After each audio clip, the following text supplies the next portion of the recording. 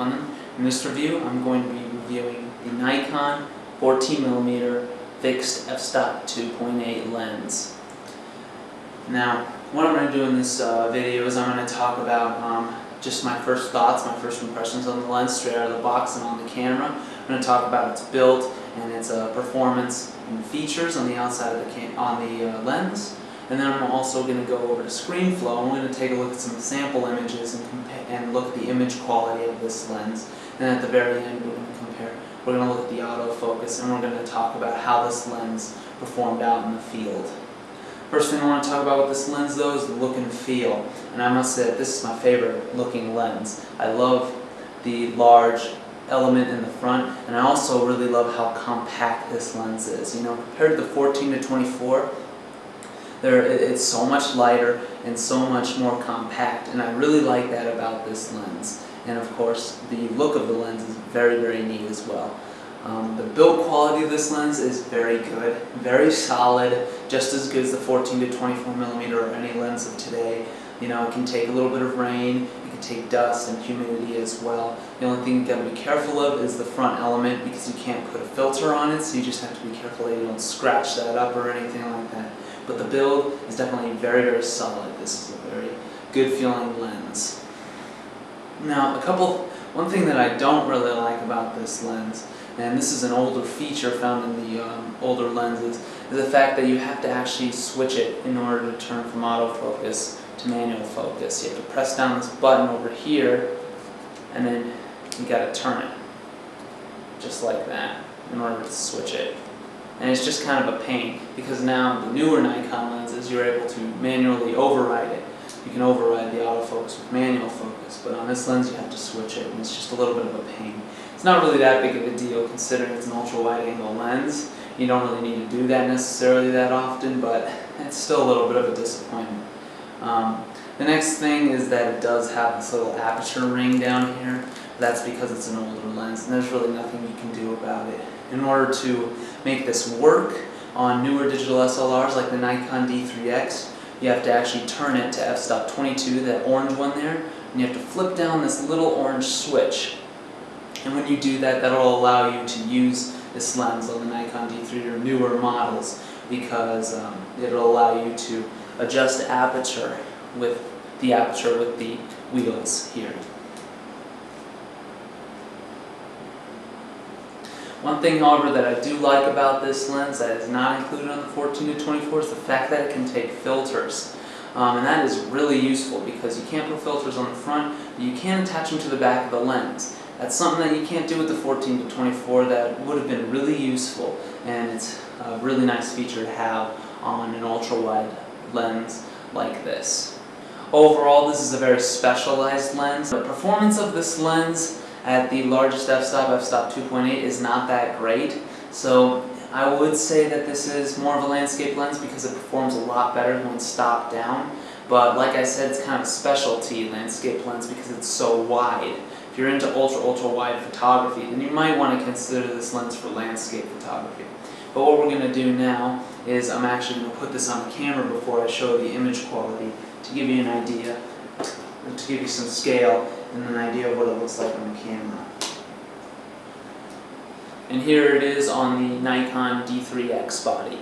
And as you can see, very compact, very sleek looking, easy to carry around, like I said before, and very, very cool looking. You just can't help how very neat this lens is.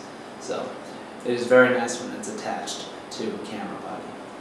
Now we're going to go over to the screen flow, and we're going to take a look at the image quality of this lens. Alright, now what we're going to do is we're going to take a look at the sharpness of the Nikon 14 fixed zoom lens f-stop 2.8. Here we are at the 14mm at the largest f-stop of 2.8, and what we're going to do is we're going to take a look at the center sharpness of this lens. Now, just looking at the center sharpness right here, I can definitely tell that this is pretty soft all the way wide open, even in the center. There's just not very much detail in the Palo Verde trees around the Saguaro. When we stop down to f-stop 4, you definitely do see an increase in sharpness. We can switch back to 2.8. You can see the softness in the trees, and then when at 4, you can see a lot more detail. When we start down to 5.6, it increases again dramatically.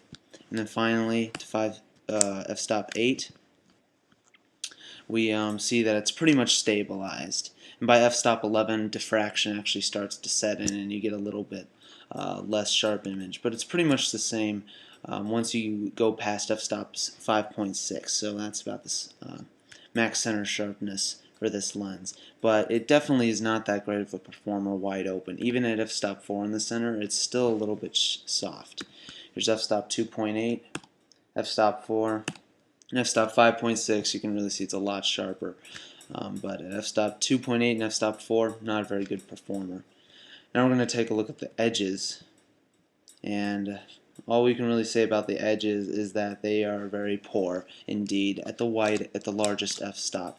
This lens does not really perform that well wide open, and especially in the corners. And you can see here that the Palo Verde trees don't have much detail at all.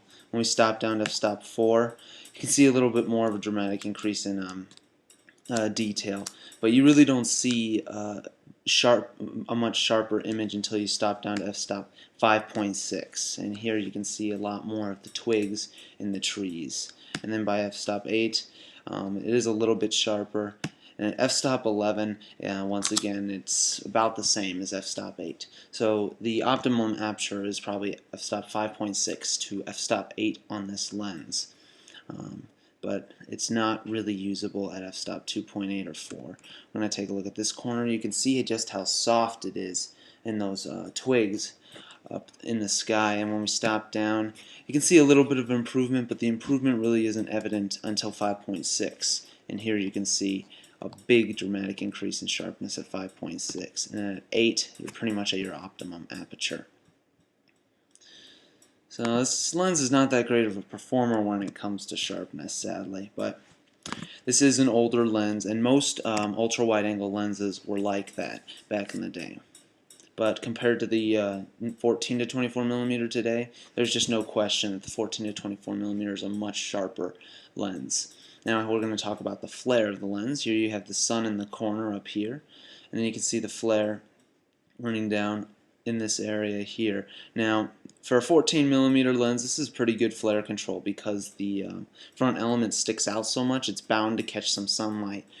Compared to the 14 millimeter, it is a little bit worse, but not nearly as bad as I thought it would be. Just keep the sun a little further away from the corners of the image, and you pretty much won't have any flare in your image at all. Now we're going to look at the distortion of this lens. You can see this flat horizon here, and you can definitely see that it's curved. It's got some barrel distortion, but it's not terrible, especially for an ultra wide angle lens. But then again, this is a fixed lens, so it's not a huge surprise that it's not all that barrel distorted. And here we have a picture of a very flat horizon, and you can see a little bit of distortion in the image, although not that much at all. In fact, this distortion control is probably better than the 14 to 24 millimeter due to the fact that the 14 to 24 is a zoom lens.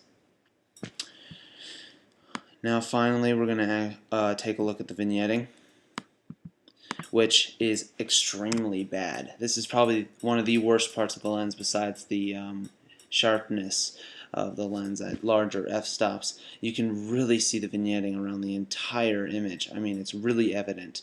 You can just see how dark these corners are. I don't even need to zoom in on them. Even at f-stop 4, you can still significantly see vignetting around the corners. It's not till f-stop 5.6 that the vignetting really starts to lift, and it doesn't disappear completely until about f-stop 11. You can see f-stop 8 here. It's still a little bit darker in the corners, but by 11 it evens out. And you can see that difference there. So you won't be able to get fully rid of vignetting until you stop down to about f-stop 8 or f-stop 11. And of course, the vignetting is terrible at f-stop 4 and f-stop 2.8. Overall, this lens is just not that great of a performer by today's standards. It may have been back in the day, and it performed probably fine back in the day, but now when you can get the 14 to 24 millimeter lens, in terms of quality, 14 to 24 millimeter lens is really a lot better. And before I talk about in the field with this lens, we're going to take a look at the autofocus speed of it. What we're going to do is we're going to start at the minimum focusing distance, I'm going to focus it out to infinity and see how fast it will go. Now, as you can see, it's pretty quick, and this is just a normal AF lens. This isn't actually AFS. It is very quick for an AF lens, but it is a little bit louder than an AFS lens. You can definitely hear it when it's focusing, but once again, this is such a wide lens, it doesn't really matter how fast it can focus, but it's definitely pretty good for a normal autofocus lens. It's just a little bit loud. Now, what about in the field with this lens? Well, that's actually very mixed in my opinion. Although this lens may look good, it's not a very good performer, especially when compared to lenses like the Nikon 14 to 24mm and Nikon 16 to 35mm lenses. Those are just so much sharper and such better performers. I would just pretty much skip over this lens and maybe get one of those. The only exception I would really make is if you really needed filters for the lens, or you really wanted something that was much lighter weight and you were only going to use 14mm, then maybe. But even so, I really would highly suggest, if you want an ultra wide angle lens, to get the 14 to 24mm instead, because it does perform a lot better in terms of image quality and sharpness and stuff like that. And this has been a review of the Nikon 14mm fixed lens f-stop 2.8.